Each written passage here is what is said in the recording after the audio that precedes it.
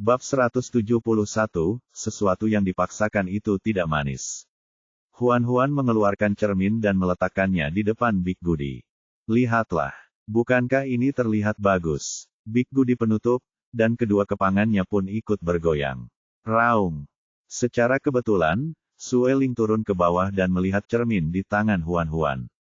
Mata yang berwarna merah darah langsung berbinar. Dia bertanya dengan penuh minat, apa ini? Itu cermin namanya. Cermin itu memantulkan benda-benda. Melihat bahwa dia menyukainya, Huan menyerahkan cermin itu kepadanya. Ini untukmu.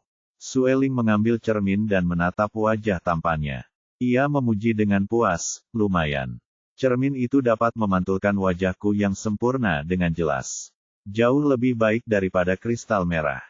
Huan, dia benar-benar tidak tahu apakah harus mengeluh tentang narsismenya atau tentang betapa borosnya dia menggunakan kristal merah sebagai cermin. Sueling meliriknya dan bertanya sambil tersenyum tipis, cermin ini pasti sangat berharga, kan? Aku menerima hadiah yang sangat berharga itu. Apa yang harus kuberikan sebagai balasannya? Huan memegang tangan dan berkata dengan acuh tak acuh, itu hanya cermin. Itu bukan sesuatu yang berharga. Tidak perlu membalas budi. Dia telah membayar 20 kristal hijau ke Crystal Mall dan bisa mendapatkan cermin sebanyak yang dia inginkan. Hadiah adalah hadiah. Aku harus membalas budi. Mengapa aku tidak memberikan diriku kepadamu? Huan mundur ketakutan. Aku tidak menginginkanmu. Sueling mendengus. Kenapa tidak? Apakah kamu membenciku? Hehe, kamu sangat tampan dan kuat. Bagaimana mungkin aku berani membencimu? Aku tidak ingin memaksamu. Lagi pula, kamu sudah memiliki seseorang yang kamu sukai. Kamu tidak bisa memaksakan diri. Aku mengerti ini. Namun Sueling berkata, aku rasa aku tidak memaksakan diri. Dia mengutarakannya dengan serius, namun sayang, Huan tidak menganggap kata-katanya serius. Dia berkata, baiklah, berhentilah bercanda denganku. Secara kebetulan, Baidi, Suang Yun, dan Sang Ye sudah selesai berdiskusi. Baidi hendak memasak ketika Huan berlari menghampiri dan tersenyum manis. Aku akan menikmatinya. Baidi mengusap kepalanya, tentu saja. Suang Yun menyela, biarkan aku menyukainya juga. Huan menolak tanpa ragu. Jangan masuk ke dapur. Ia berkata kepada anak-anaknya, kemarilah dan tarik ayah kalian. Jangan biarkan dia masuk ke dapur dan membuat masalah. Anak-anak serigala segera berlari mendekat dan berusaha mendorong Suang Yun ke samping, mencegahnya mendekati dapur. Suang Yun ingin Sang Ye mencari dukungan. Wajah Sang Ye dingin. Apa yang kamu katakan? Anginnya terlalu kencang hingga aku tidak bisa mendengarnya dengan jelas. Suang Yun terdiam. Tampaknya saudaranya ini telah bertahan. Pemandangan bahagia keluarga mereka membuat Sueling merasa kesepian untuk pertama kalinya dalam hidupnya. Dia menatap cermin di tangannya. Di cermin, dia memiliki alis yang tajam, mata merah, rambut pirang, dan bibir tipis. Dia tampak sempurna. Tetapi dia tidak berpikir seperti itu. Bibir Sueling melengkung membentuk senyum meremehkan. Apakah dia buta? Keesokan paginya, Baidi dan Suang Yun pergi merekrut pekerja. Dengan poin kerja sebagai pembayaran, para monster pasti akan mendaftar. Dalam waktu kurang dari setengah hari, mereka telah mengumpulkan cukup tenaga kerja. Mereka berjalan dengan anggun menuju gunung di samping dan mulai bekerja. Saat itu akhir musim gugur. Musim dingin akan segera tiba. Sang Ye pergi berburu setiap hari, berencana untuk mempersiapkan diri menghadapi musim dingin. Huan masih mengajar kelas. Ia mengajar siswa setiap hari dan kadang-kadang pergi ke area medis di lantai 13. Jika ada pasien dengan kondisi serius, ia akan membantu. Sekarang, bidang medis sebagian besar dikelola oleh Dong Ya. Kakaknya juga tinggal di sini untuk membantu. Tanpa diduga, dia telah menjadi perawat yang baik. Huan ingin merekrut beberapa perempuan lagi untuk menjadi perawat, tetapi sayangnya, perempuan di suku itu tidak begitu bersedia untuk keluar dan bekerja. Terutama untuk pekerjaan seperti perawat, di mana mereka harus melayani pasien. Tidak hanya sulit, tetapi mereka juga harus menghadapi segala macam penyakit. Mereka tidak menganggap itu pekerjaan yang baik. Huan-Huan tidak berdaya menghadapi hal ini, tetapi dia tidak bisa memaksa siapapun. Dia hanya bisa mencari beberapa binatang jantan yang lebih dapat diandalkan untuk membantu sebagai perawat.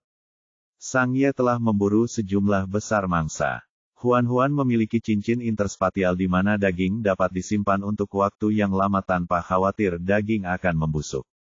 Namun, binatang buas lain dalam suku itu tidak memiliki cara seperti itu. Agar makanan mereka dapat bertahan hidup di musim dingin, mereka sudah mulai mengeringkan daging dan menyamak kulit mereka. Hanya Mu Xiang dan Jiu Yuan yang ada di rumah. Jiu Yuan tidak tega membiarkan Mu Xiang bekerja. Ia hanya bisa pergi berburu di siang hari sebelum pulang malam untuk mengurus makanan dan kulit binatang. Selain itu, ia juga harus mengurus para penjaga dari waktu ke waktu. Ia sibuk setiap hari. Meski begitu, keluarganya tidak memiliki daging kering sebanyak orang lain. Itulah sisi buruk memiliki keluarga kecil. Feng Lan, yang tinggal di sebelah rumah Mu Xiang, adalah seorang bujangan. Dia memiliki hubungan baik dengan Jiu Yuan dan sering datang ke rumah Jiu Yuan untuk membantu. Setelah beberapa saat, Mu Xiang dan Feng Lan bertemu. Mu Xiang ingin menjadi pasangan Feng Lan. Dia memberitahu Jiu Yuan tentang hal ini, dan Jiu Yuan langsung setuju. Oleh karena itu, Feng Lan resmi pindah ke rumah Mu Xiang dan menjadi anggota baru keluarga mereka. Setelah Huan-Huan mengetahui hal ini, dia secara khusus pergi untuk memberi selamat kepada mereka dengan daging asap dan buah-buahan. Feng Lan sedikit lebih muda dari Jiu Yuan. Dia sangat tinggi, memiliki alis tebal, mata besar, dan dua gigi taring yang lucu saat dia tersenyum. Dia adalah serigala muda yang sangat ceria dan periang. Ketika Huan-Huan datang untuk memberi selamat, Feng Lan tampak sedikit malu. Nada bicaranya penuh hormat. Kamu terlalu sopan. Meskipun Huan-Huan adalah seorang perempuan, ia berpengetahuan luas dan menguasai ilmu sihir serta pengobatan. Seluruh suku menghormatinya. Huan-Huan tersenyum. Saya harap kalian akan menjadi keluarga yang bahagia. Setelah dia pergi, Mu Xiang dan keluarganya menyantap daging asap yang dikirim Huan-Huan. Mereka merasa rasanya enak, jauh lebih enak daripada daging kering biasa. Keesokan harinya, Mu Xiang berlari ke rumah Huan-Huan untuk bertanya tentang bagaimana daging asap itu disiapkan. Huan-Huan tidak menyembunyikan apapun dan menjelaskan metode pembuatan daging asap secara rinci. Pilih salah satu yang paling Anda sukai. Metode ini menyebar dengan cepat. Setelah itu, hampir setiap keluarga mulai membuat daging asap. Aroma daging yang harum memenuhi seluruh suku. Sejumlah buah manis baru telah dipanen di rumah. Huan-Huan memilih beberapa buah manis yang matang. Setelah mencucinya, ia menaruhnya di pot tanah liat dan menuangkan air secukupnya. Kemudian, ia menutupnya dengan tanah dan menaruhnya di gudang bawah tanah. Sang Ye sangat pandai berburu. Ia membawa pulang banyak mangsa setiap hari. Suatu kali, ia bahkan membawa pulang seekor burung pegar hidup. Burung pegar itu mungkin ketakutan. Begitu sampai di rumah, ia berbaring seukuran kepalan tangan. Huan-Huan sangat terkejut. Ia mengambil telur itu dan berkata kepada Sang Ye, pergi dan tangkap beberapa ayam hidup lagi nanti. Saat kita ingin makan daging segar di musim dingin, kita bisa langsung membunuhnya. Jika kita tidak ingin berbaring, kita bisa menyimpannya agar mereka bisa bertelur. Sang Ye menyukai telur. Ia sangat tertarik dengan saran Huan-Huan. Keesokan harinya, ia membawa kembali lebih dari 20 ekor ayam pembohong. Huan-Huan memperbesarnya di halaman. Ia hanya perlu memberi mereka beberapa lembar daun sayur setiap hari. Mereka sangat mudah diberi makan. Sementara semua orang sibuk bersiap menghadapi musim dingin, main kembali. Bab 172, Pengantin Pria Anak. Main sangat bersemangat. Dia bersinar. Sayuran dan buah-buahan yang dibawanya dari Gunung Batu ke kota binatang telah terjual dengan sangat baik. Dia mendapat untung besar. Kali ini, dia membawa kembali banyak barang yang sangat populer di kota binatang itu. Ada lebih dari 10 kotak kayu dengan berbagai ukuran. Main menyerahkan kotak-kotak itu kepada orang-orang itu untuk disortir, hanya menyisakan yang terbesar. Dia secara pribadi membawanya ke Huan-Huan. Ini adalah hadiah dari Raja Binatang Sun City. Silakan periksa. Bai Luo memberinya hadiah.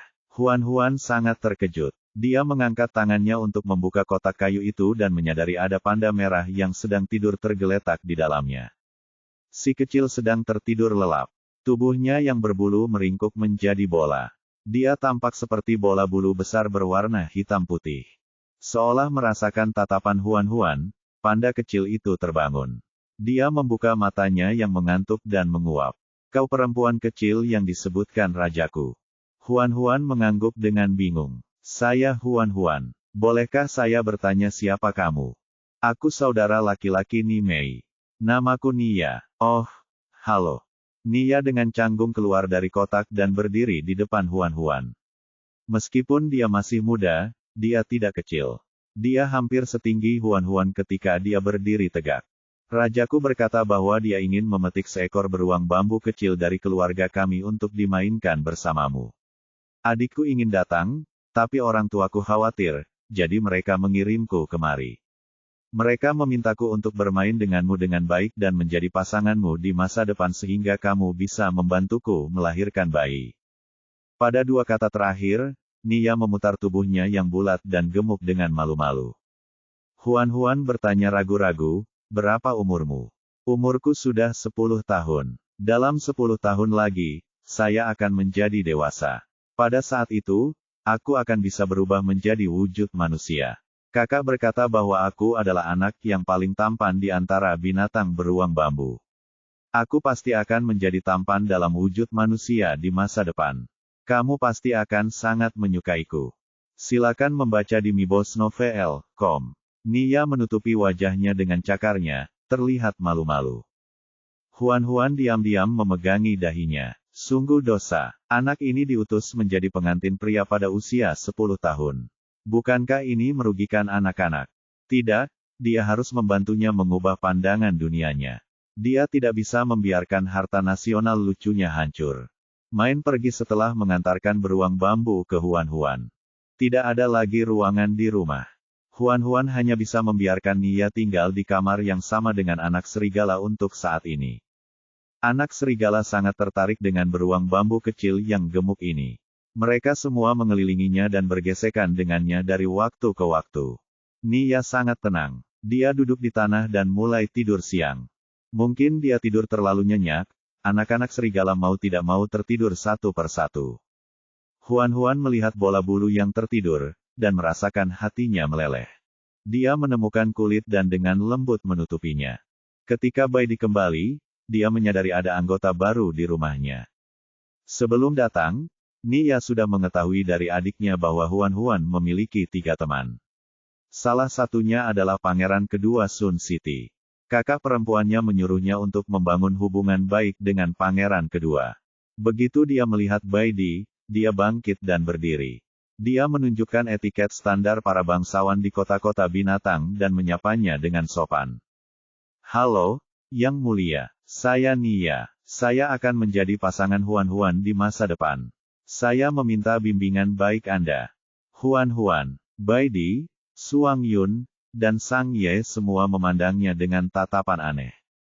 Huan mengulurkan tangannya. Bukan itu yang kamu pikirkan. Nia hanyalah seorang anak kecil. Tidak peduli betapa kejamnya aku tidak bisa melakukan apapun pada seorang anak kecil, kan? Nia membantah, aku akan segera dewasa. Itu juga tidak akan berhasil. Aku tidak mungkin berpikir seperti itu tentangmu. Kamu seorang junior di mataku. Kamu sama seperti anak-anakku. Nia menatapnya lama sekali. Akhirnya, dia menangis. Dia berguling-guling di tanah sambil menangis. Kamu membenciku. Anda tidak akan memiliki saya. Huan menatapnya, tercengang. Ini adalah pertama kalinya dalam hidupnya dia melihat seekor panda bertingkah tanpa malu-malu. Sayang sekali dia tidak punya camcorder. Kalau tidak, dia akan merekam adegan ini. Pada akhirnya, Bai Di tidak tahan lagi dan berkata, berhentilah main-main. Cuci tangan Anda. Aku akan membuat makan malam sekarang. Bersiaplah untuk makan nanti. Saat menyebutkan makanan, Nia bangkit dan mencuci tangannya sambil menangis. Aku tidak suka daging, katanya pada Baidi. Saya ingin rebung. Huan yakin. Seperti saudara perempuannya, pria ini benar-benar pelahap. Makan malamnya adalah rebusan rebung. Nia mengambil semua rebung dari pot dan memakannya. Setelah memakannya, dia merasa tidak puas dan mau tidak mau makan 2 potong daging lagi. Dagingnya direbus hingga empuk. Aroma rebung tercampur. Rasanya luar biasa. Setelah makan dan minum, Nia memandang Huan. Sambil menyentuh perutnya yang bulat, dia berkata dengan sedih, kakak bilang kalian para betina tidak menyukai hewan jantan yang terlalu gemuk. Aku tahu aku mungkin terlalu gemuk sekarang, jadi kamu tidak menyukaiku. Tapi saya akan mencoba yang terbaik untuk menurunkan berat badan. Saat aku menjadi manusia di masa depan, aku akan menjadi sangat tampan. Kamu harus menungguku. Dengan itu, dia bersendawa dengan keras. Huan tidak tahu harus berkata apa. Pada akhirnya, dia hanya bisa menepuk kepalanya dengan penuh kasih. Tidak diperlukan kata-kata lagi. Nia pergi tidur lebih awal. Anak-anak serigala mengantuk dan kembali ke kamar mereka lebih awal untuk tidur. Suang Yun bertanya tentang latar belakang binatang beruang bambu itu. Bai Luo meminta main untuk mengirimkannya kepadaku. Dia bilang itu sebuah hadiah untuk meminta maaf kepadaku. Huan berhenti sejenak dan menjelaskan apa yang terjadi di Sun City. Namun, dia sengaja mengabaikan adegan Bai Luo menciumnya. Namun, Suang Yun dan Sang Ye tidak bodoh. Mereka segera memahami cerita di dalamnya. Bai Luo pasti telah melakukan kesalahan pada Huan. Kalau tidak, mengapa dia mengirim hadiah untuk meminta maaf? Hanya ada beberapa hal yang paling mungkin dilakukan oleh hewan jantan terhadap betina. Mereka semua adalah binatang jantan, jadi mereka tahu betul. Suang Yun sangat marah, tapi Bai Luo berada jauh di Sun City. Bahkan jika dia ingin membalas dendam pada Huan, itu sudah terlambat. Dia hanya bisa berkata dengan marah kepada Baidi, adikmu terlalu merepotkan. Jika itu saudaraku, aku akan mematahkan kakinya. Huan menarik Suang Yun. Jangan melampiaskannya pada Baidi. Dia tidak ada hubungannya dengan ini. Suang Yun mendengus tidak senang. Kamu melindungi Baidi. Huan tidak tahu harus tertawa atau menangis. Tentu saja, aku harus melindunginya. Dia temanku. Di masa depan, aku juga harus melindungimu dan Sang Ye di depan orang lain. Itu sama saja. Kalimat terakhirnya menenangkan Suang Yun. Ekspresinya melembut, tapi nadanya tetap tegas. Jika ada yang menindasmu di masa depan, beritahu aku. Aku akan membantumu menghajar mereka. Oke, aku pasti akan menceritakan semuanya padamu. Bab 173, Teman Baru. Huan merasa Suang Yun sangat imut saat dia keras kepala dan berhati lembut. Dia tidak bisa menahan keinginan untuk menyentuh kepalanya. Ketika dia mengangkat lengannya, dia menyadari bahwa dia terlalu tinggi. Bahkan jika dia merentangkan tangannya, dia tidak bisa menyentuh kepalanya. Ini sedikit canggung. Dia hendak berpura-pura seolah tidak terjadi apa-apa dan diam-diam menurunkan tangannya ketika Suang Yun tiba-tiba membungkuk dan mengambil inisiatif untuk mendekatkan kepalanya di depannya. Dia menatap rambut perak pendek di depannya dan memeluk kepalanya. Kenapa kamu begitu imut? Suang Yun membenamkan kepalanya di pelukan gadis kecil itu. Telinganya langsung memerah. Dia melingkarkan lengannya di pinggang gadis kecil itu dan menggesek-gesekkannya. Si betina kecil baunya harum sekali. Baidi menyaksikan dengan tak berdaya saat mereka berdua berinteraksi. Rasanya seperti melihat 2 anak bermain. Mata birunya lembut. Dia berkata kepada Sang Ye di sampingnya, biarkan Suang Yun tidur dengan Huan malam ini. Sang Ye tidak keberatan dengan ini. Sebelum naik ke atas, dia mengucapkan terima kasih kepada Baidi. Esensi kristal adalah harta karun yang langka. Bahkan di kuil pun, itu langka, tetapi Baidi memberikannya kepada Sang Ye tanpa berkedip. Sang Ye tidak bisa tidak mengagumi sikapnya. Ketika Suang Yun mengetahui bahwa saripati kristal telah diberikan kepada Sang Ye, dia tidak merasa cemburu atau tidak puas. Mereka benar-benar memperlakukan Sang Ye sebagai keluarga. Wajah Sang Ye tetap dingin. Sebenarnya, dia selalu menyimpan kebaikan ini dalam hatinya. Silakan baca di miboxnovel.com. Suang Yun menggendong Huan Huan kembali ke dalam rumah dan menelanjanginya tanpa sepatah kata pun. Huan Huan tersipu. Meskipun dia sudah melakukannya berkali-kali, dia masih merasa sangat malu. Ketika Suang Yun mengulurkan tangan padanya, secara naluriah dia menutup matanya dan mencoba merilekskan tubuhnya sambil menunggu Suang Yun masuk. Namun, setelah menunggu lama, dia tidak merasakan sakit seperti yang diharapkan. Dia membuka matanya dengan bingung dan menatap Suang Yun. Dia menyadari bahwa pria ini memegang satu set pakaian yang sangat kecil dan aneh. Ia tampaknya tidak tahu apa yang harus dilakukan agar si kecil perempuan mengenakannya. Ia terus mengutak-atik pakaian itu, mencoba menemukan cara yang tepat untuk menggunakannya. Huan Huan sangat ketakutan hingga dia tergagap. Bagaimana kamu bisa mendapatkan ini? Suang Yun tampak polos. Aku mengeluarkannya dari tempat cincin. Aku tidak tahu siapa yang menaruhnya di sana. Kelihatannya seperti satu set pakaian. Cukup menarik. Kamu akan terlihat bagus memakainya. Huan Huan memukul tempat tidur dengan penuh penyesalan. Dia lupa bahwa ruang di ring itu digunakan bersama oleh mereka berempat. Betapa cerobohnya. Setelah membuat jalan memutar yang jauh, dia tidak menyangka pakaian dalam itu akan jatuh ke cakar Suang Yun. Suang Yun menarik tali celana dalam itu dan merobeknya. Dia berkata tanpa daya, sepertinya aku merobeknya. Apa yang harus kulakukan? Huan Huan melihat ekspresi bingungnya saat memegang celana dalam. Dia tiba-tiba ingin menggodanya. Dia mengoceh tidak masuk akal dengan serius. Sebenarnya, pakaian ini dikenakan oleh binatang jantan. Suang Yun ragu-ragu. Tidak mungkin. Pakaian ini sangat kecil. Bagaimana aku bisa memakainya dengan ukuranku? Huan Huan mengambil celana dalam itu dan mengikat talinya lagi. Dia memberi isyarat padanya. Kamu harus memakainya seperti ini. Kamu akan tahu saat mencobanya. Celana dalam ini akan pas. Oh, begitu. Suang Yun mengambil celana dalam itu dan membaliknya lagi. Huan Huan sudah tidak sabar untuk melihatnya mengenakan celana dalam. Tanpa diduga, Suang Yun tiba-tiba menerkamnya dan menekannya ke tempat tidur. Kemudian, dia mencengkeram pergelangan kakinya dan memaksakan celana dalam itu padanya. Sebenarnya ada bola bulu putih bundar di bagian belakang celana dalam itu. Bentuknya sangat mirip ekor kelinci. Suang Yun mengulurkan tangan dan menyodok ekor kecil itu, menganggapnya sangat menyenangkan. Dia merobek rok kulit yang melingkari pinggangnya, dan ekor besar dan berbulu halus muncul di balik tulang ekornya. Suang Yun mencondongkan tubuhnya dan membandingkan ekornya dengan ekor kelinci di pantat Huan Huan. Dia berkomentar serius, menurutku ekor serigala masih terlihat lebih bagus, tetapi ekor kelinci juga sangat imut. Ekor kelinci cocok untukmu. Huan Huan merasa malu dan marah. Serigala berekor besar yang licik ini benar-benar berani berpura-pura berbohong padanya sekarang.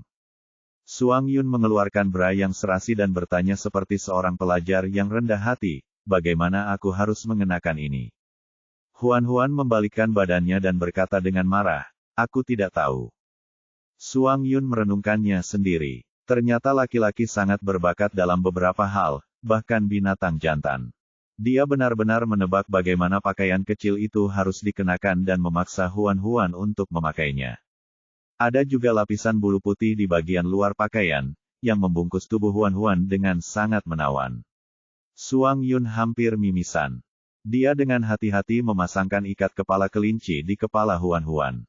Suang Yun tidak bisa menahan diri untuk tidak menggendongnya. Huan Huanku sangat imut. Aku ingin melahapmu. Pada akhirnya, dia melahap Huan Huan. Dia melahapnya sepanjang malam. Ketika Huan Huan bangun keesokan harinya, Suang Yun telah pergi berburu. Ia telah menyimpan pakaian dalam, dan kamarnya telah dirapikan. Huan Huan menyeret tubuhnya yang sakit keluar dari tempat tidur. Begitu dia membuka pintu, dia melihat Sueling berjalan mendekat dengan gaun merah. Dia menatap Huan Huan dengan senyum tipis dan tatapan ambigu. Kenapa kamu tidak tidur lebih lama? Aku tidak ingin tidur lagi. Huan Huan memegang pinggangnya dan bertanya dengan lemah, jam berapa sekarang? Sudah hampir tengah hari. Baiklah, kelas sudah lama berlalu. Huan Huan hanya bisa membolos hari ini. Itu semua gara-gara serigala berekor besar yang energi itu. Dia tampak seperti sedang mabuk tadi malam.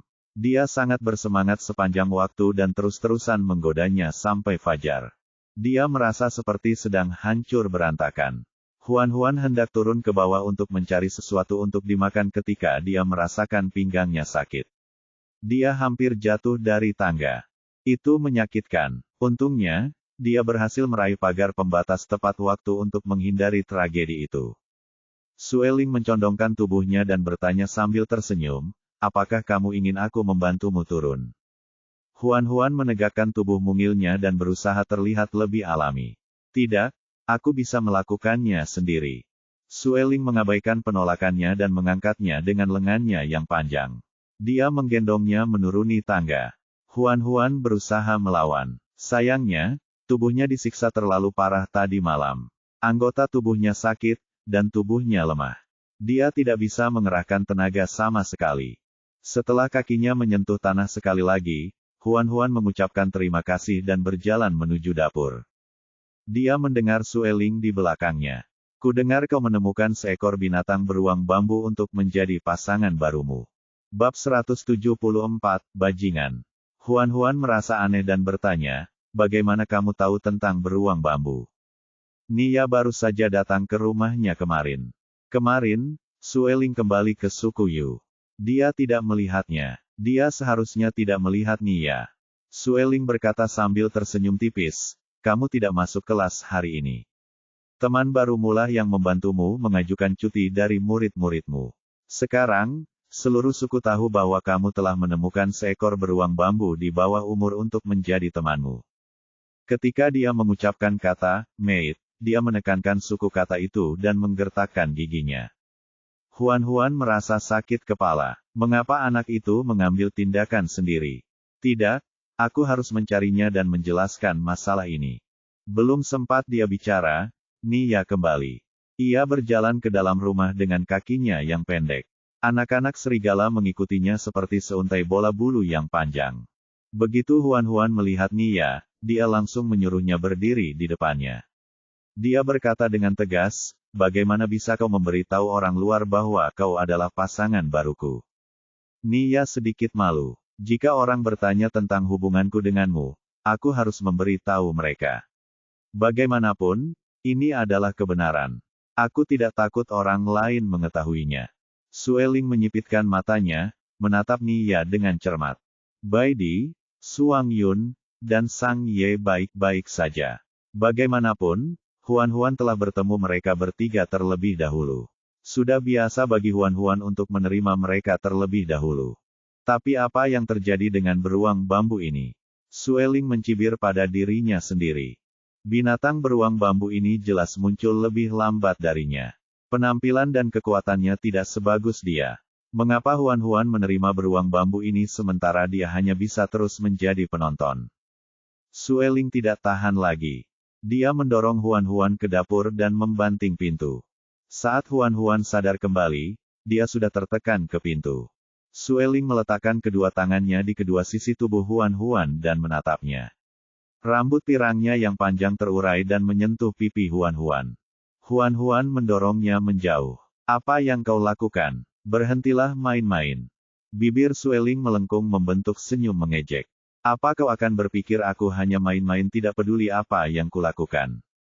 Huan merasa bahwa dirinya dalam keadaan berbahaya. Secara naluriah, ia menghindari tatapannya dan berpura-pura tenang. Kenapa kau tiba-tiba menjadi gila? Minggirlah. Jangan terlalu dekat denganku. Ada sesuatu yang ingin kukatakan padamu. Silakan, aku mendengarkan. Sueling mendekati wajahnya dan menatap matanya. Jangan terima beruang bambu itu, oke? Hah, binatang beruang bambu itu masih di bawah umur. Dia masih anak-anak. Dia sama sekali tidak bisa menjagamu. Aku jauh lebih kuat dari yang lain. Jika kau menjadi pasanganku, aku pasti bisa melindungimu dengan sangat baik. Dia berhenti sejenak, tatapannya dipenuhi dengan keseriusan dan kegelisahan yang belum pernah dia rasakan sebelumnya. Terimalah aku, oke? Huan membeku di tempat. Setelah beberapa saat, dia memaksakan senyum. Apa kamu bercanda? Sueling, kamu pernah bilang kalau kamu sudah punya seseorang yang kamu suka, jadi apa yang kamu katakan tadi seharusnya hanya candaan, kan?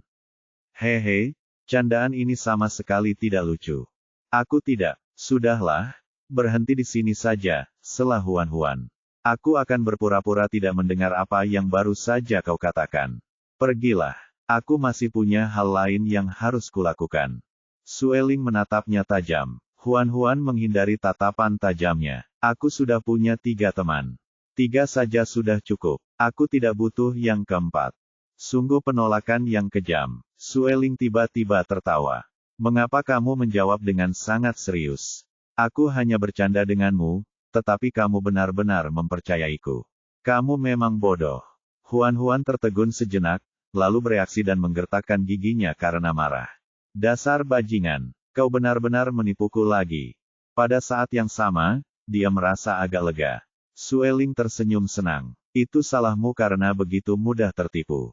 Aku selalu berhasil berbohong padamu. Itu sangat menyenangkan.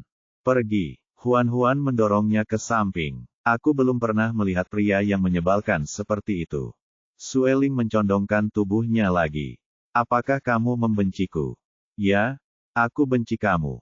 Pergi sana. Aku tidak ingin melihatmu sekarang. Huan-Huan melambaikan tangannya seolah-olah dia sedang mengusir nyamuk. Cek. Aku belum pernah melihat wanita yang membenciku sebanyak dirimu. Kau berhasil menarik perhatianku, gadis kecil. Huan-Huan menyentuh bulu kuduknya yang merinding. Tidak bisakah kau berbicara padaku seperti CEO yang mendominasi? CEO yang mendominasi. Dia adalah tipe pria dalam legenda yang kaya, tampan, tinggi, dan memiliki kaki yang jenjang. Dia sangat pandai menggoda wanita dan membuat mereka bangkrut. Yah, bisa dibilang dia juga pria yang buas. Meskipun masih ada beberapa kata yang tidak dapat dipahaminya, Sueling kira-kira menebak apa yang dimaksudnya. Dia mengusap dagunya dan bertanya dengan serius, apakah kalian para wanita menyukai CEO pria yang mendominasi itu? Gadis-gadis muda lebih menyukai tipe-tipe seperti itu. Wanita seperti saya yang sudah menikah dan punya anak lebih menyukai pria buas yang tahu cara hidup yang baik. Misalnya, pria seperti Baidi. Dia pandai memasak dan melakukan hal-hal praktis lainnya. Dia jelas salah satu pria terbaik di dunia. Sueling menyipitkan matanya. Kamu hanya menyebut Baidi. Apakah kamu tidak menyukai Suang Yun dan Sang Ye? Aku juga suka mereka. Suang Yun sangat imut, dan Sang Ye sangat menggemaskan. Aku suka semuanya. Dia tersenyum hingga matanya melengkung. Akan tetapi, Sueling merasa senyuman ini sungguh mempesona. Saya pergi. Dia pergi tanpa ragu-ragu. Dia membuka pintu dan keluar dari dapur. Dalam sekejap mata, dia sudah pergi. Huan-Huan tidak mengambil hati kejadian itu.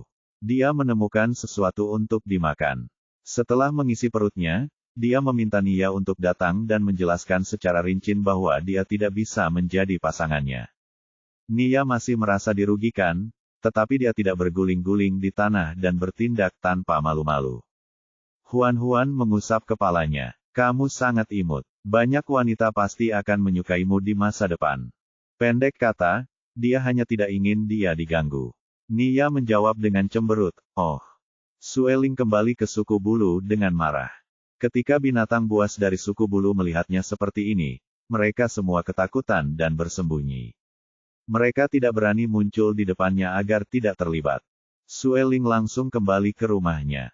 Dia sendirian di rumah. Saat memikirkan bahwa Huan-Huan lebih suka menerima beruang bambu yang masih di bawah umur daripada menerimanya, amarahnya memuncak. Sueling mengeluarkan sebuah cermin kecil. Sejak Huan-Huan memberikan cermin ini kepada Sueling, dia selalu membawanya. Cermin itu sangat berharga. Ketika dia melihatnya lagi, dia merasa seperti akan meledak. Sungguh wanita yang tidak tahu berterima kasih. Sueling mengangkat tangannya dan melemparkan cermin ke dinding. Dengan bunyi retakan, cermin itu pecah menjadi beberapa bagian. Sueling membeku. Ia mengira cermin ini sekuat kristal. Ia tidak menyangka cermin itu akan pecah jika terjatuh. Sueling panik. Dia bergegas menghampiri dan memunguti pecahan cermin yang berserakan di tanah, mencoba menyatukannya kembali. Namun, sulit untuk diperbaiki. Bab 175, Busur dan Anak Panah. Apa itu? Cuaca semakin dingin setiap hari. Teras-teras di gunung berikutnya perlahan mulai terbentuk. Suang Yun menemukan sungai dengan banyak air di gunung. Ia dan Suang Yun bekerja sama menggali kanal dan mengarahkan air ke sawah terasering untuk mengairi ladang sayur. Agar tidak terkubur oleh salju selama musim dingin, binatang-binatang di tempat tinggal sementara itu memindahkan tempat tinggal mereka ke sebuah bukit kecil di samping gunung batu. Rebung musim dingin di hutan bambu sudah matang. Baidi mencabut semuanya dan membawanya pulang. Begitu Nia melihat rebung musim dingin yang segar, mulutnya berair. Keluarga Huan-Huan kaya akan makanan dan tidak kekurangan rebung, jadi Huan-Huan dengan murah hati memberikan banyak rebung kepada Nia untuk dimakan. Nia memeluk rebung musim dingin dan memakannya dengan sangat gembira. Kakaknya benar, sungguh suatu berkat bisa datang ke gunung batu itu. Huan-Huan berencana membuat beberapa rebung acar untuk dicoba. Ia mengambil beberapa rebung, memotongnya menjadi potongan-potongan panjang, dan menaruhnya dalam pot tanah liat. Ia kemudian menaruh beberapa pohon hauton liar yang asam, menutup pot-pot itu, dan menaruhnya di gudang bawah tanah. Huan-Huan juga meminta Baidi untuk memotong beberapa bambu. Nia juga tertarik pada bambu itu. Ia membungkuk dan mengendusnya, matanya berbinar. Anak-anak serigala mengikuti teladannya dan mengendus bambu, tetapi tidak peduli bagaimana baunya, mereka tidak menganggapnya enak. Sebaliknya, mereka lebih menyukai aroma daging panggang. Huan-Huan membagikan beberapa bambu kepada Nia. Silakan baca di mipoxenovl.com. Nia sangat senang, ia berguling ke tumpukan bambu dan memakannya. Ia merasa sangat manis. Huan-Huan ingin memotong bambu menjadi potongan-potongan tipis, tetapi dia terlalu lemah. Ditambah dengan keterampilannya yang tidak biasa, hasilnya sangat tidak memuaskan. Dia hampir memotong jarinya. Pada akhirnya, Baidi membantunya memecahkan masalah tersebut. Dengan sapuan lembut cakarnya, bambu itu dipotong menjadi potongan-potongan tipis. Untuk mencegah si betina kecil memotong jarinya, Baidi secara khusus memoles permukaan bambu, sehingga tidak meninggalkan duri. Huan-Huan mengambil sepotong bambu dan melihatnya. Dia mengangguk dan berkata, "Tidak buruk." Dia menganyam bambu menjadi keranjang bambu kecil. Keranjang ini sangat praktis untuk menyimpan buah dan sayuran. Jika disimpan dengan baik, keranjang ini dapat digunakan dalam jangka waktu lama. Keranjang ini jauh lebih ringan daripada tas kulit dan ember kayu. Baidi memotong semua bambu menjadi irisan tipis, lalu meniru gerakan Huan-Huan dan mulai menenun keranjang. Dia kuat dan belajar dengan cepat. Dia bisa membuat keranjang bambu yang indah dalam waktu singkat. Dia membuat lebih dari selusin keranjang bambu dengan berbagai ukuran sekaligus. Di bawah bimbingan Huan-Huan, Baidi bahkan membuat satu set kapal uap bambu. Atas dorongan hatinya, Huan-Huan dengan santai membuat bola kecil dengan potongan bambu. Dia melemparkan bola bambu itu ke anak-anak serigala agar ditendang. Ini adalah pertama kalinya anak-anak serigala melihat mainan baru ini. Mereka bermain di sekitar bola bambu sepanjang sore sampai Baidi selesai menenun keranjang bambu dan memanggil mereka untuk makan malam. Anak-anak serigala itu berhenti dengan enggan. Sebagai kakak tertua, Big Goody bertugas melindungi bola bambu. Semua saudaranya mengikutinya dari belakang. Makan malamnya adalah sup tulang dengan rebung dan ayam yang dibungkus daun bambu. Kuah kaldu tulang yang kental menyatu dengan rebung. Selain rebungnya yang renyah dan menyegarkan, ada juga aroma daging yang kuat. Ayam dibungkus dengan daun bambu dan ditaruh dalam kukusan untuk dikukus. Aroma daun bambu menyatu dengan ayam. Rasanya sangat lezat. Keluarga itu makan dengan sangat lezat. Bab-bab novel baru diterbitkan di. Setelah terasering digali, Suang Yun dan Baidi tinggal di rumah. Baidi menaruh keranjang bambu di tokonya. Ketika ia menjual buah-buahan dan sayur-sayuran, ia juga menjual beberapa keranjang bambu. Di toko sebelah, Main segera melihat keranjang bambu. Ia pergi ke pintu dan tersenyum ramah. "Tuan, keranjang bambu Anda terlihat cukup menarik. Bisakah Anda menjual 2 keranjang kepada saya?" Baidi menyerahkan 2 keranjang bambu kepadanya. "Ini 2 yang terakhir. Kamu boleh mengambilnya." Main segera menerima keranjang bambu itu. Pada saat yang sama, ia mengeluarkan sepasang boneka kecil dan menawarkannya dengan kedua tangannya. Ini adalah sekumpulan pernak-pernik yang kukumpulkan dari kota binatang buas. Itu tidak berharga banyak. Kau bisa membawanya kepada anak-anak, Tuan. Ini adalah boneka 2 ekor harimau kecil. Boneka-boneka itu diukir dengan indah dan tampak menawan. Baidi menerima boneka itu. Sesampainya di rumah, Baidi mendapati Huan-Huan sedang mengerjakan sebatang bambu. Nia dan anak-anak serigala tidak terlihat dimanapun. Dia bertanya, di mana anak-anaknya? Huan-Huan berkata tanpa melihat ke atas, mereka pergi bermain sepak bola. Sejak anak-anak serigala mendapatkan bola bambu, mereka memainkannya setiap hari. Ada kalanya mereka bahkan merusak barang-barang di rumah. Oleh karena itu, Huan-Huan meminta mereka untuk keluar dan mencari tanah kosong dan datar untuk bermain sepak bola. Big Goody membawa adik-adiknya ke area belajar di lantai 11. Ada sebidang tanah datar yang sangat luas di sana. Ternyata Huan-Huan telah meninggalkannya di sana untuk digunakan sebagai taman bermain. Namun, anak-anak serigala ini tidak perlu melakukan latihan pagi, jadi tempat itu selalu kosong. Tempat itu tepat untuk area di dekatnya yang dapat digunakan untuk bermain sepak bola. Anak-anak serigala bermain sepak bola di sana dan menarik banyak anak serigala di suku tersebut. Oleh karena itu, tim sepak bola tersebut menjadi lebih besar. Dan karena Big Goody yang bertugas menjaga bola bambu, anak-anak beruang pun mengikuti jejaknya. Gadis ini sudah mulai mengambil peran sebagai kakak perempuan. Huan-Huan tidak tahu bahwa putrinya semakin lama semakin menapaki jalan seorang gadis tomboy.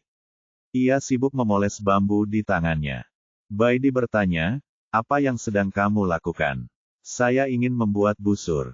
Busur. Huan-Huan menjelaskan sambil memberi isyarat dengan tangannya, busur itu sebesar ini. Busur itu bisa digunakan dengan anak panah untuk membunuh musuh. Busur itu bagus untuk membela diri di saat-saat kritis. Senjata terhebat bagi binatang adalah diri mereka sendiri. Mereka dapat mencabik mangsanya dengan cakar mereka yang tajam dan jarang menggunakan alat bantu seperti senjata. Tanpa cakar, Huan-Huan hanya bisa menggunakan kecerdasan manusianya untuk membuat senjata untuk membela diri. Dia sudah membawa pisau tulang. Dengan busur, dia akan mendapatkan semua yang dia butuhkan. Baidi membantunya memoles bambu tersebut. Setelah membengkokkannya, ia mengikat kedua ujungnya dengan sepotong urat hewan kering. Sebuah busur kecil sederhana pun dibuat. Sangat ringan dan cocok untuk Huan-Huan yang sangat lemah. Ia mencoba menarik tali dan mendapati bambu itu agak licin. Ia mengambil benang tipis dan melilitkannya di bambu sebanyak 7 atau 8 kali. Ketika ia mencoba lagi, busur itu berhenti tergelincir.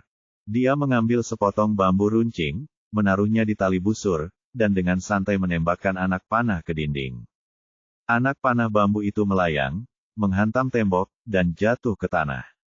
Baidi mengambil tusuk bambu dan mengamatinya sejenak.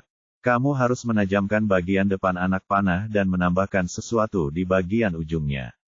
Kalau tidak, akan sulit mengendalikan arah saat kamu menarik busur. Huan-Huan teringat busur dan anak panah yang pernah dilihatnya di kehidupan sebelumnya dan mencoba bertanya, mengapa kita tidak menambahkan beberapa bulu? Baidi memikirkannya. Tentu saja, mereka pergi ke halaman dan menangkap seekor ayam. Mereka mencabuti puluhan bulu, memotong kelebihannya, dan mengikatnya di ujung poros. Kemudian, mereka memasang tulang ikan, yang telah dipoles menjadi bentuk segitiga, di bagian depan poros. Tulang ikan ini memiliki duri-durinya sendiri. Jika seseorang tertembak olehnya dan ingin mencabutnya, maka yang akan tercabut adalah potongan daging yang besar. Sekalipun mereka tidak dapat membunuh musuh seperti ini, mereka dapat melukai mereka. Lebih cocok untuk menembak musuh daripada menembak mangsa. Baidi membuat 12 anak panah dan menyerahkannya kepada Huan-Huan untuk membela diri. Bab 176, Pelunasan. Huan-Huan menetapkan sasaran di halaman dan berlatih memanah saat dia tidak sedang bekerja. Dia cukup berbakat dalam hal ini. Meskipun dia belajar secara otodidak, dia pandai dalam hal itu. Setelah berlatih berhari-hari, dia bisa menembakkan 8 dari 10 anak panah. Selama latihan memanahnya, buah anggur dan acar rebung yang disimpannya di basement akhirnya siap untuk dikonsumsi. Malam itu, Baidi merebus sepanci daging dengan acar rebung dan arak buah manis. Keluarga itu makan sampai kenyang. Main tiba-tiba datang ke rumah mereka untuk membicarakan bisnis. Saya harus kembali ke Sun City dalam 2 hari. Saya ingin membeli sayur-sayuran dan buah-buahan untuk dibawa pulang. Apakah Anda masih memiliki keranjang bambu dari masa lalu? Jika demikian, saya ingin membeli lagi. Cuaca semakin dingin akhir-akhir ini, jadi Baidi, Sang Ye, dan Suang Yun tidak pergi berburu lagi. Mereka selama ini tinggal di rumah, membuat banyak keranjang bambu. Baidi bertanya, berapa yang kamu inginkan? Main bertanya ragu-ragu, apakah 100 cukup? Itu keterlaluan. Aku hanya bisa memberimu 50. Main berpikir sejenak, lalu menjawab dengan tegas, 50 baik-baik saja. Jumlahnya kecil, tapi lebih baik daripada tidak sama sekali. 50 keranjang bambu ditukar dengan 10 kristal tak berwarna. Selain itu, Main juga membeli buah dan sayur dalam jumlah banyak, lebih banyak dari sebelumnya. Dia membayar 2 kristal biru untuk itu. Silakan baca di mipoxenovl.com. Baidi menyimpan kristal itu. Ini hampir musim dingin, katanya pada Main. Setelah kamu pergi kali ini, kamu tidak akan kembali sampai musim semi, kan? Main mengangguk. Ya, cuaca musim dingin terlalu keras untuk bisnis. Kalau tidak, saya tidak akan membeli begitu banyak buah dan sayuran sekaligus. Ini akan sangat dingin. Kamu akan kehilangan kesadaran jika tidak hati-hati. Ini sangat berbahaya. Main pernah mengalami serangan panik karena dibekukan. Dia mengangguk dengan cepat. Ya. Baidi berkata, kami memiliki air khusus di rumah yang membuat tubuh hewan menjadi hangat setelah meminumnya. Dengan begitu, akan lebih mudah untuk bertahan hidup di musim dingin. Mata Main langsung berbinar, dan dia bertanya dengan penuh minat, bolehkah saya bertanya air apa itu, guru? Bolehkah saya melihatnya? Suang Yun mengambil anggur buah dari ruang bawah tanah, mengisi cangkirnya, dan menyerahkannya kepada Main untuk dicicipi. Begitu Main mengambil anggur buah, dia mencium aroma manis buah tersebut. Apakah ada buah manis di sini? Suang Yun tersenyum. Hidungmu cukup mancung. Kami memang menambahkan buah-buahan manis. Anggur yang dibuat dari buah-buahan manis rasanya manis, agak mirip anggur. Kadar alkoholnya memang tidak tinggi, namun bagi hewan yang belum pernah meminum wine seperti Main, bisa menikmatinya dalam waktu lama. Tidak lama setelah dia meminum anggur buah, dia merasa sedikit panas. Hal ini tentu akan sangat membantu di musim dingin. Main mencium peluang bisnis dan langsung bertanya tentang pembelian buah anggur. Suang Yun mengetuk toples tanah liat di sampingnya. Guci sebesar ini untuk kristal biru. Kami hanya bisa menjual 10 toples kepada Anda, tidak satu lagi. Dia meminta kristal biru per toples. Harganya sangat mahal. Tapi Main tahu bahwa anggur ini sepadan dengan harganya. Main bertanya dengan ragu, kristal biru untuk sebotol anggur boleh saja, tapi bukankah 10 toples terlalu sedikit? Suang Yun tersenyum dan berkata, sejujurnya, tidak mudah membuat anggur. Keluarga kami hanya membuat 20 toples tahun ini. Kami memberikan wajah Baidi dengan memberi Anda 10 toples. Jika itu orang lain, kami hanya akan menjual paling banyak 3 toples. Tapi 10 toples itu terlalu sedikit. Aku bisa memberimu lebih banyak kristal. Bisakah kamu menjualnya lagi padaku? Sang Ye yang tadinya diam tiba-tiba berbicara dengan nada yang sangat dingin. Hanya ada 10 toples. Jika kamu tidak ingin membelinya, kamu boleh pergi. Biasanya di suku Serigala Batu, Main lebih banyak berurusan dengan Baidi dan Suang Yun. Dia jarang berinteraksi dengan Sang Ye. Memang, Sang Ye merupakan hewan jantan yang sangat sulit untuk didekati. Penampilannya yang gelap dan dingin membuat orang merasa takut saat melihatnya. Saat Sang Ye membuka mulutnya saat ini, aura dingin menyerang Main. Main sangat ketakutan sehingga dia tidak berani berbicara lagi. Dia segera mengeluarkan 10 kristal biru, lalu memanggil seseorang untuk segera mentransfer 10 botol anggur buah. Begitu Main pergi, Huan-Huan keluar dari dapur. Saat Main datang untuk membicarakan bisnis tadi, Huan-Huan didorong ke dapur oleh Suang Yun. Dia berkata, Serahkan urusan bisnis pada kita bertiga. Jangan tunjukkan wajahmu. Baidi memiliki pemikiran yang sama. Meskipun Main telah menandatangani kontrak untuk tidak mengungkapkan kebenaran tentang suku Serigala Batu, dia adalah orang luar dan operator tentara bayaran. Baidi tidak ingin dia terlalu banyak berhubungan dengan Huan-Huan. Huan-Huan berkata perlahan, saya membuat 40 botol anggur buah. Kami pasti tidak bisa menghabiskannya di rumah. Tidak apa-apa meskipun Anda menjual beberapa botol lagi ke Main. Suang Yun berkata dengan sedih, kamu sendiri yang membuat anggur buahnya. Cukup bagus jika kita menjual 10 botolnya. Sang Ye berkata dengan acuh tak acuh, jika itu aku bahkan tidak akan menjual sebotol padanya. Anggur buah yang diseduh oleh gadis kecil itu hanya milik mereka. Tidak ada orang luar yang berhak menyentuhnya. Baidi berkata tanpa daya, kalau begitu jangan biarkan Huan-Huan membuat anggur di masa depan. Kami akan berhasil. Dengan begitu, kamu tidak akan merasa malu lagi, kan? Suang Yun langsung setuju. Tentu saja, Sang Ye mengangguk sedikit. Tentu saja. Huan-Huan tidak punya pilihan selain menghela nafas. Terserah kamu.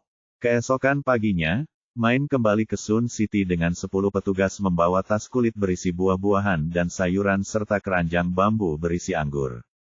Pada hari keempat setelah mereka pergi, salju mulai turun dengan lebat. Musim dingin yang panjang akhirnya tiba. Huan-Huan tidak tahu apakah itu hanya imajinasinya, tapi dia merasa musim dingin ini tidak sedingin tahun lalu.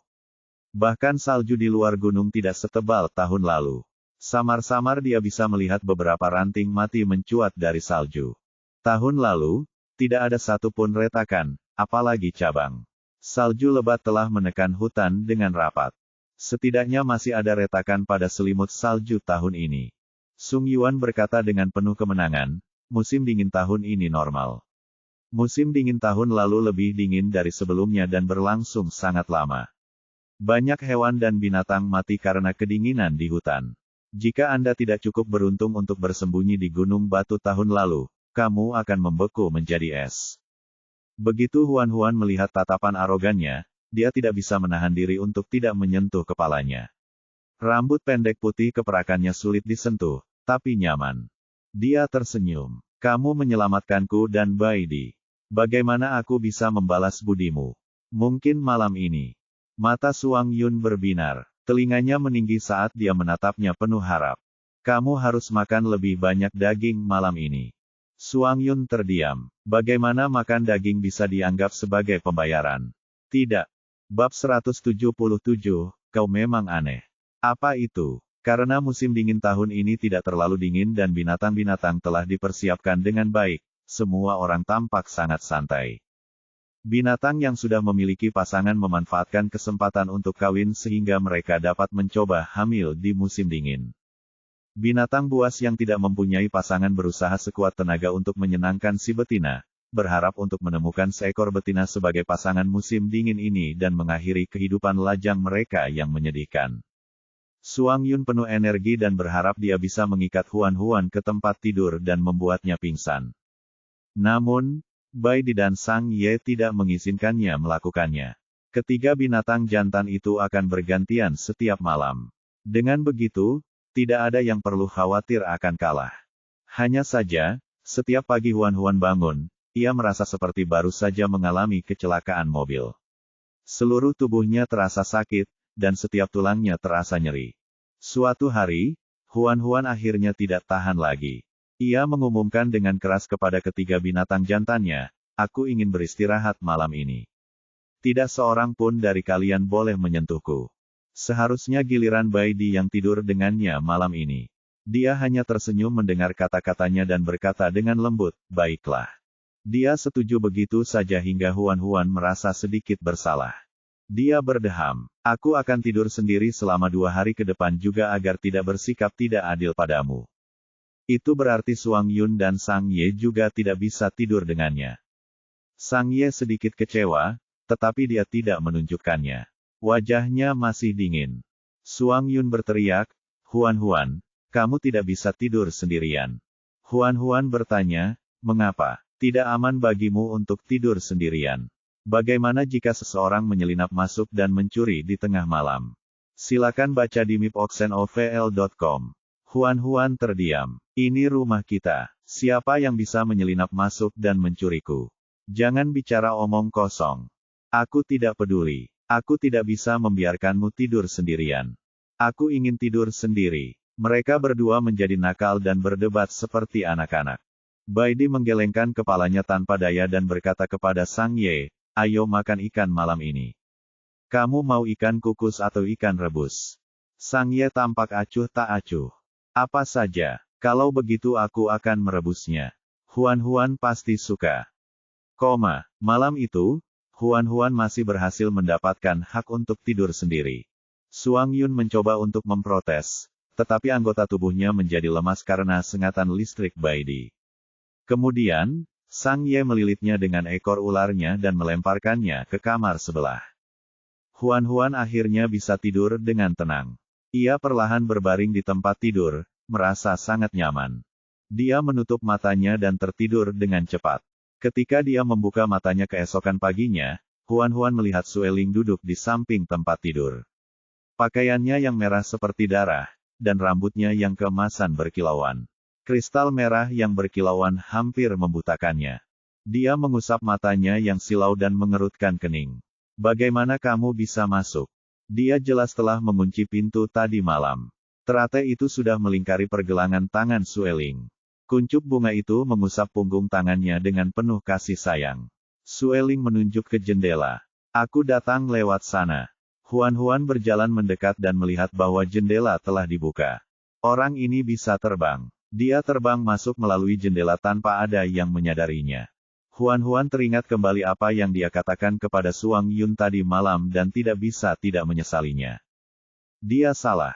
Bahkan di rumah, seseorang bisa menyelinap masuk tanpa bersuara. Misalnya, orang burung di depannya. Huan bertanya, mengapa kamu datang ke rumahku? Tatapan Sueling menyapu bahunya yang bulat yang terekspos di atas selimut kulit binatang. Dia bertanya dengan tenang, apakah kamu ingin keluar dan bermain? Bermain. Sueling membelai kuncup bunga kecil itu dengan lembut. Kita akan turun gunung untuk bermain di salju. Mata Huan berbinar. Bisakah kita pergi bermain? Apakah kita tidak akan masuk angin? Dengan adanya aku, salju itu tidak akan membekukanmu. Huan bertanya lagi, bisakah aku membawa yang lain bersamaku? Sueling menjawab dengan santai, terserah kamu. Keluar dulu. Aku perlu ganti baju. Tatapan Sueling beralih ke pipinya dan berhenti di dadanya.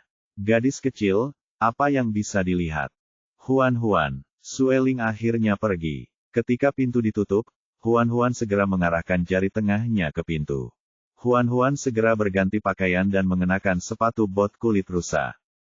Setelah sarapan, Huan menelepon keluarganya dan mengikuti Sueling menuruni gunung. Sueling bagaikan sumber panas yang berjalan. Kemanapun ia melangkah, es dan salju akan mencair dengan cepat. Bahkan air di tanah pun akan mengering. Rasanya sangat ajaib untuk melangkah perlahan di tanah yang kokoh. Ini adalah pertama kalinya anak serigala melihat salju. Setelah mendapat izin dari orang tua mereka langsung berlari ke salju. Huan mengenakan sarung tangan dan topi, dan pakaiannya dililitkan erat di sekujur tubuhnya. Sueling juga berdiri tidak jauh darinya.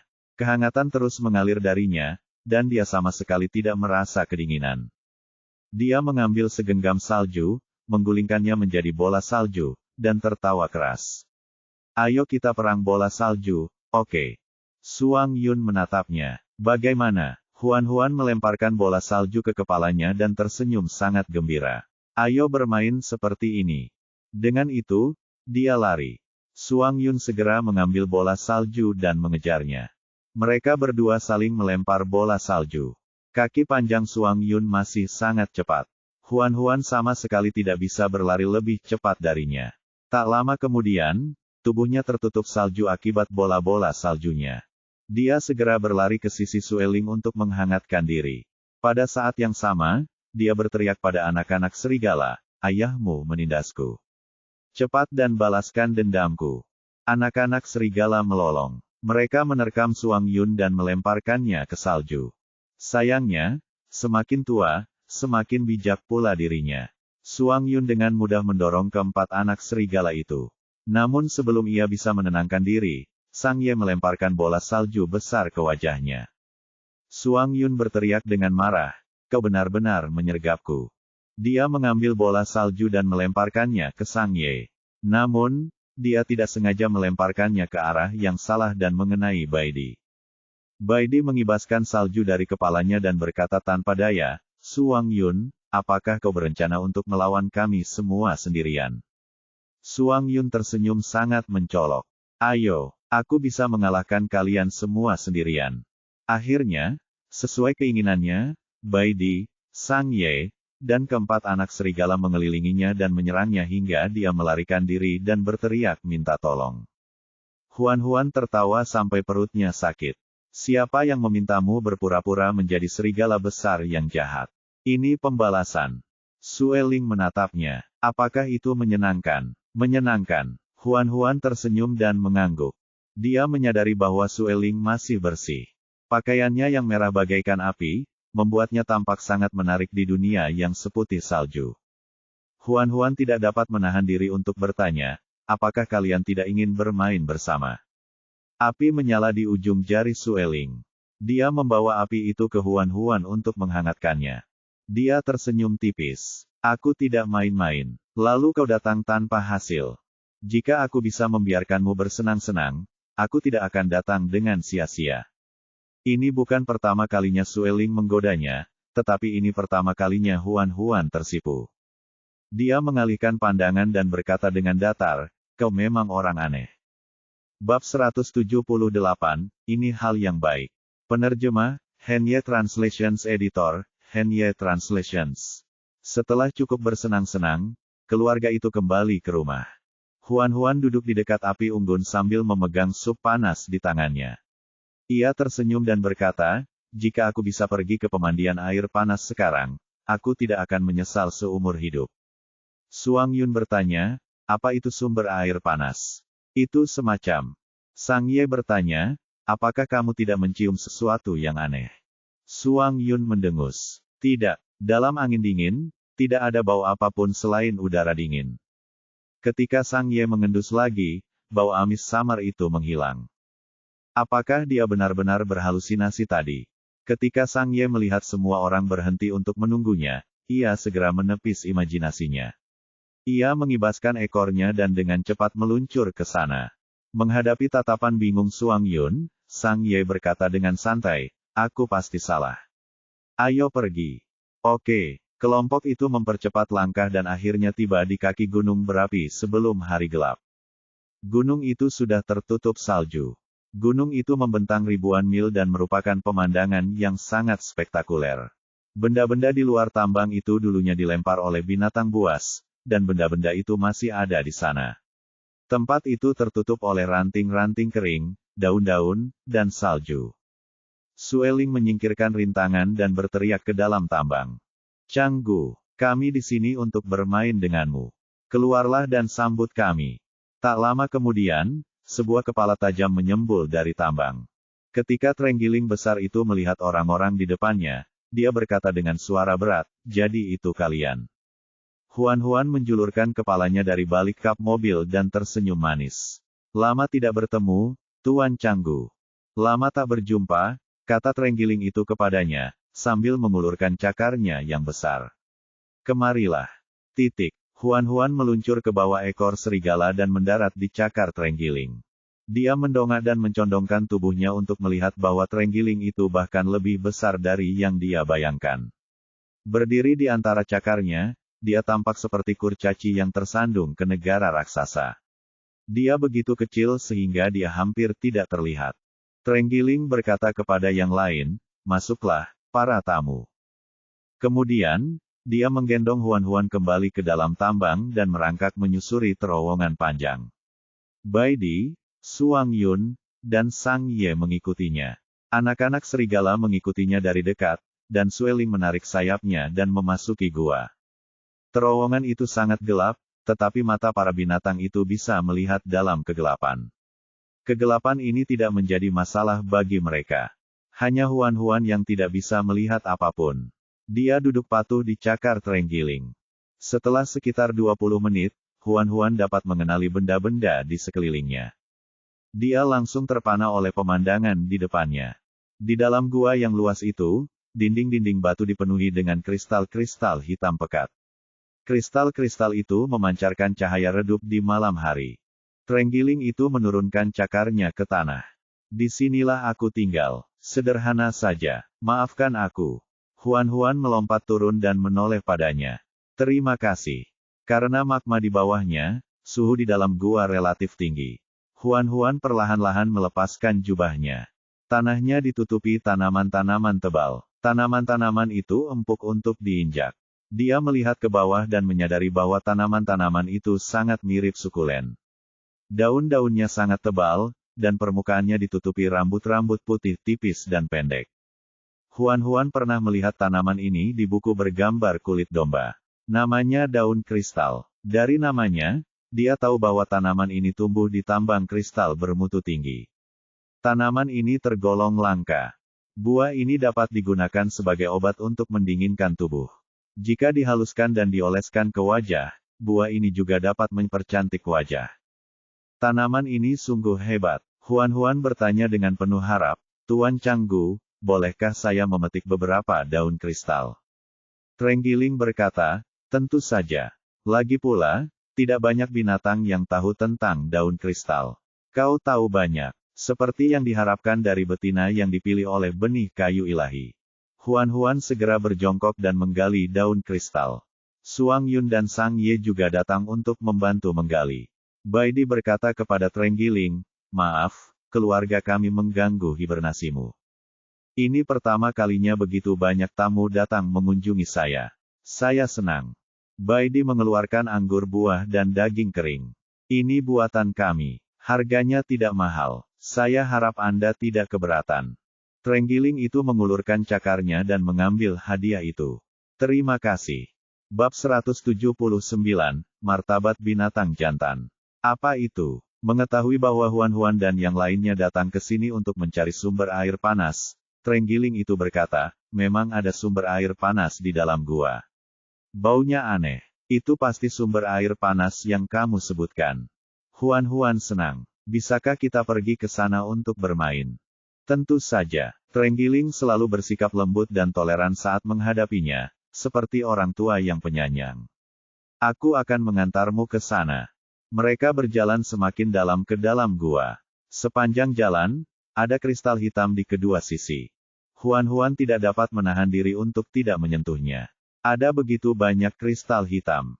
Jika dia menjualnya, dia pasti akan mendapat banyak uang. Tak heran Making membawa pengawalnya jauh-jauh ke sini untuk menambang. Huan bertanya, Tuan Canggu, apakah kota bulan gelap mengirim seseorang ke sini setelah kita pergi? Terenggiling berkata, setelah itu, dua kelompok lagi datang. Mereka yakin ada tambang kristal di sini dan menolak untuk berhenti sampai mereka menggali kristal-kristal itu. Aku merasa terganggu oleh mereka, jadi aku bersikap sedikit kejam dan membunuh banyak dari mereka. Itulah sebabnya mereka takut dan tidak berani datang lagi. Huan sangat bingung. Making datang ke sini untuk menambang karena Yiwu mengatakan ada tambang kristal di sini. Pertanyaannya adalah, mengapa Yiwu begitu yakin bahwa ada tambang kristal di sini? Baidi juga tidak bisa memahaminya. Menjelajahi tambang kristal adalah proses yang sangat rumit. Yiwu tidak terlihat seperti wanita yang akan mengerti hal seperti itu. Tampaknya Yiwu punya banyak rahasia.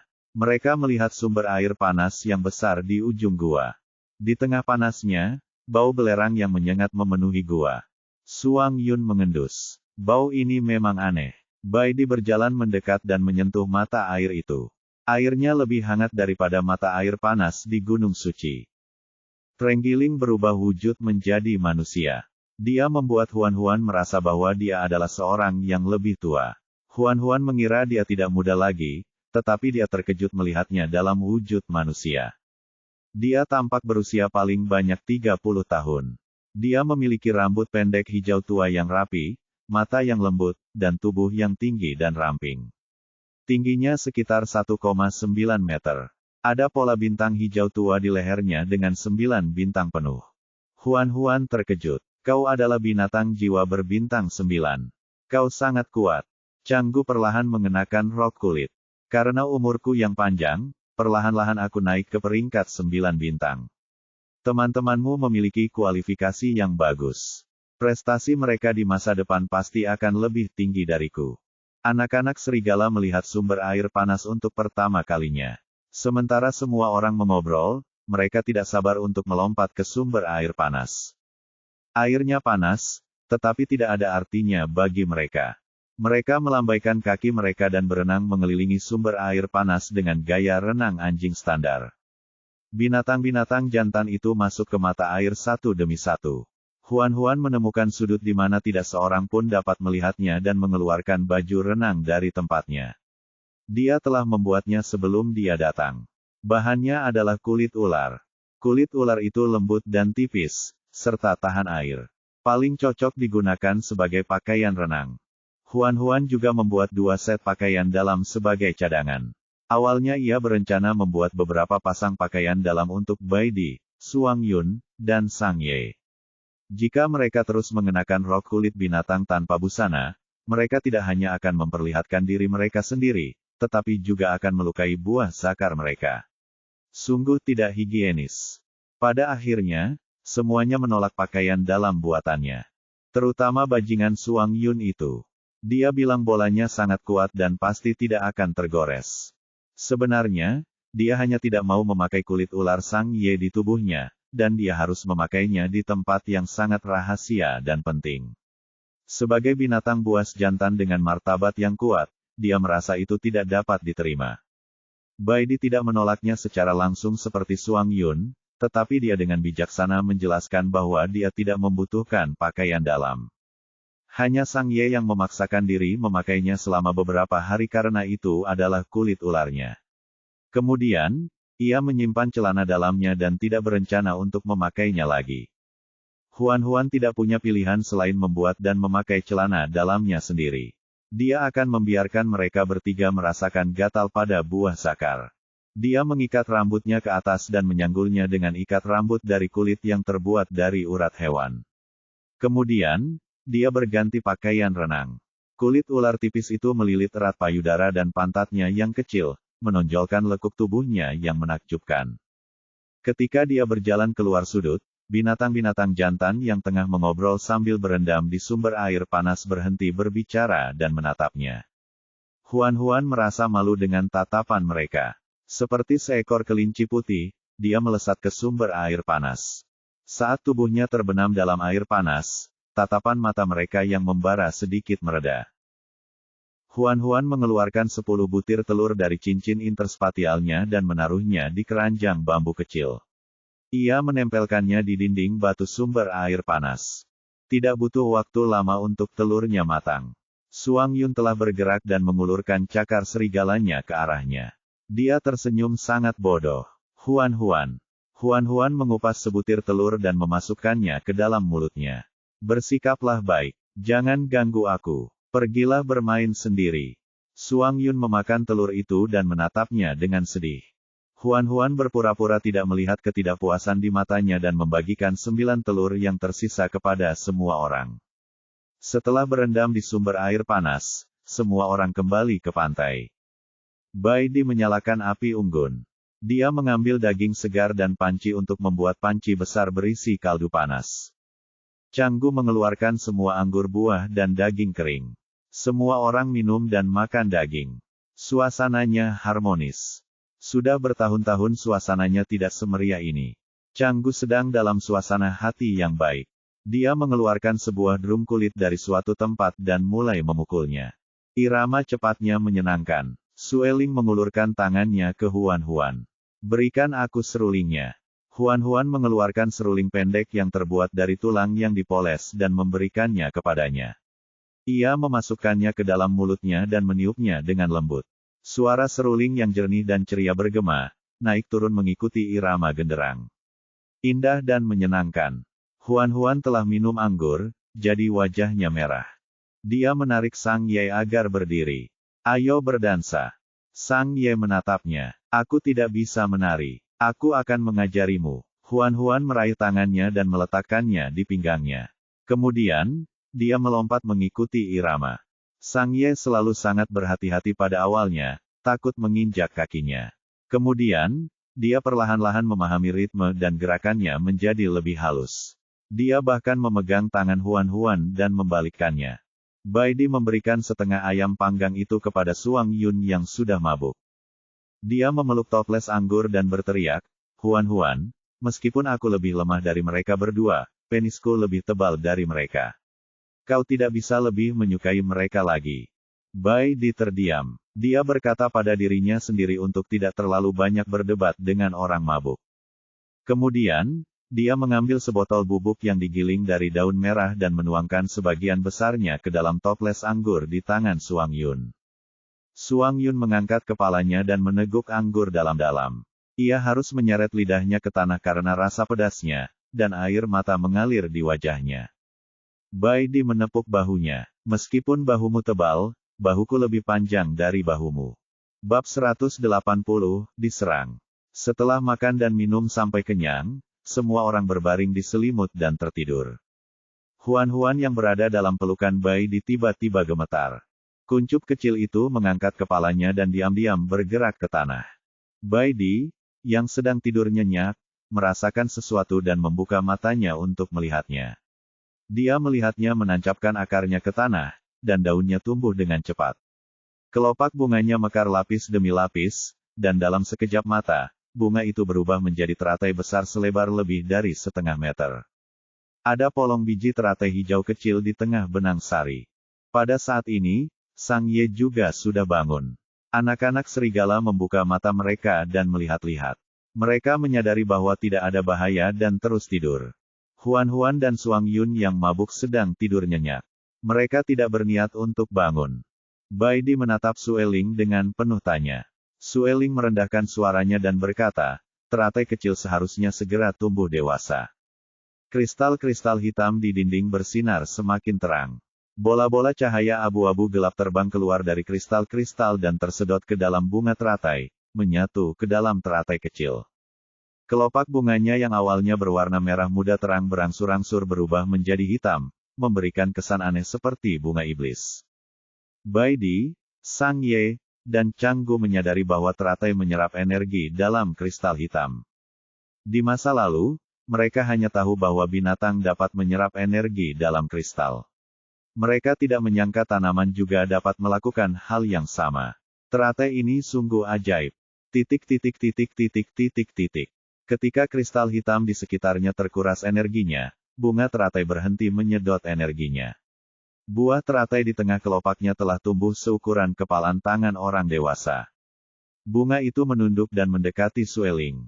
Ayah, cepat petik bunga itu.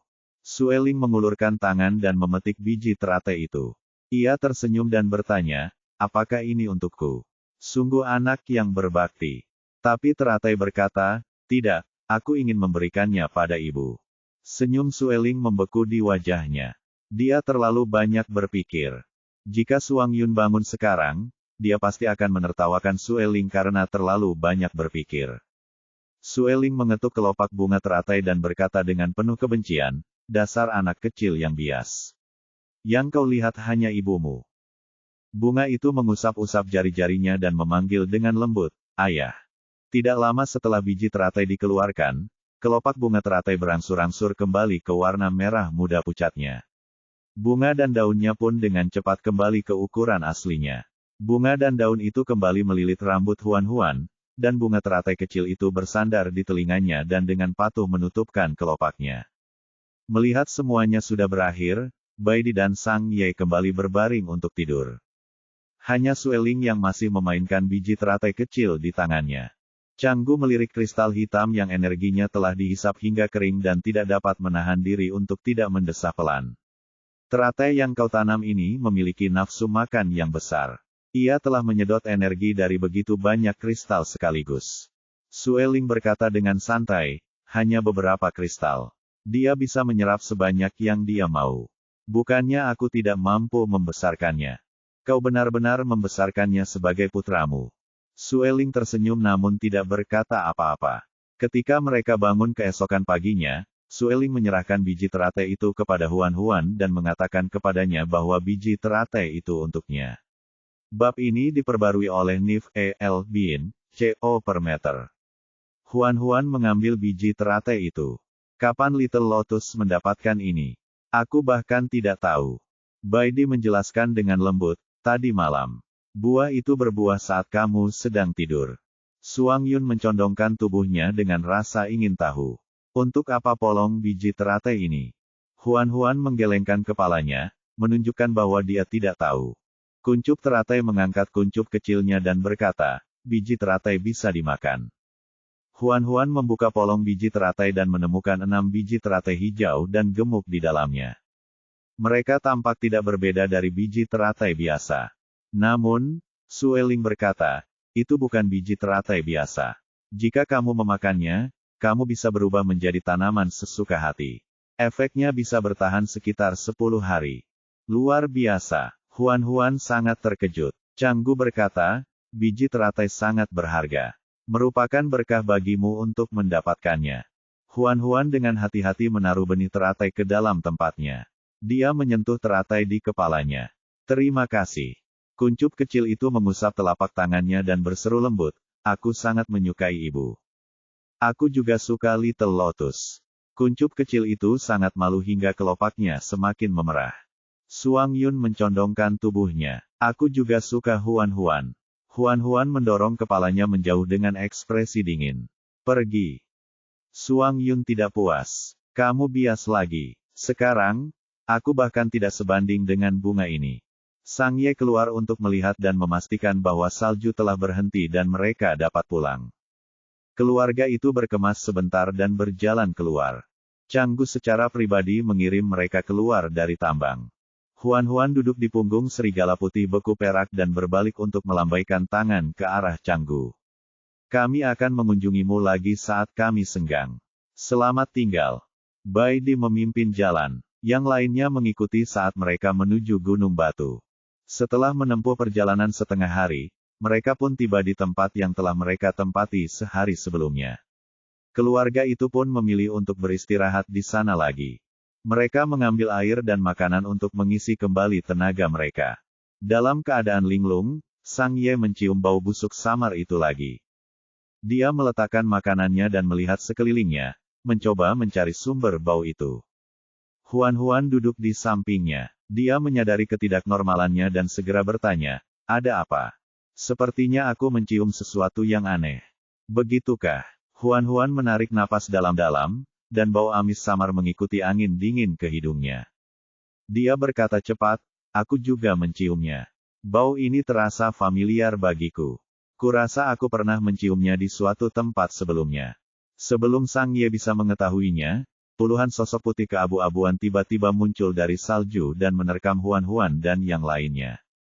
Sang Ye segera melilitkan ekor ularnya di sekitar Huan, menghindari pukulan mematikan musuh. Total ada 20 musuh yang melancarkan serangan diam-diam. Mereka semua adalah Ling abu-abu putih. Mereka jauh lebih besar daripada Ling yang pernah dilihat Huan di TV sebelumnya. Panjang mereka lebih dari 2 meter. Bulu mereka yang abu-abu putih ditutupi garis-garis hitam. Mata mereka merah, dan taring mereka tajam. Mereka bukan binatang biasa, melainkan binatang yang diubah menjadi setan. Dengan kata lain, mereka sekarang adalah setan. Bau samar darah datang dari mereka. Bau itu adalah bau yang hanya dimiliki oleh ras iblis. Tidak heran Sang Ye merasa bau itu tidak asing. 5 dari 20 binatang buas mengepung Sang Ye sementara 15 lainnya menyebar untuk menyerang sisanya. Sang Ye kalah jumlah. Terlebih lagi, ia membawa serta seekor betina kecil yang lemah. Untuk melindunginya dari cedera, ia tidak punya pilihan selain mengungsi sementara bersamanya dan mencoba menghindari serangan binatang buas.